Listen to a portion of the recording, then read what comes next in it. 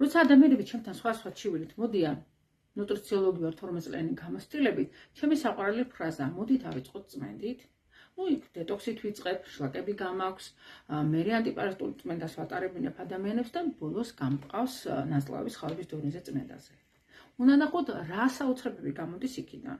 ზოგი რო გიყვება ლორწო გამოვიდა, ზოგი გიყვება რომ რაღაცა სხვა ფერის ხავსისებური ანუ სოკოს კოლონიები, ვიღაცები გიყვებიან რომ პარაზიტები ისეთები, მათ შორის ზოგმა ხარისოლტერიც კი დაბადა და ამ წმენდების შემდეგ ხო ვიღაცასთან წლება რეგულირდება, ვიღაცასთან შაქარი, ვიღაცასთან კანზე სხვა პრობლემები უკან იხევს, როგორც ასეთი ბოასილები მიდის, საჭმელნელებელი სისტემა ამოისუნთქავს, ჰორმონალური სისტემა, გუნება განწყობილება, უნდა ნახოთ ძილი როგორი უკეთესი აქვთ ადამიანებს, ენერგია ემატებათ.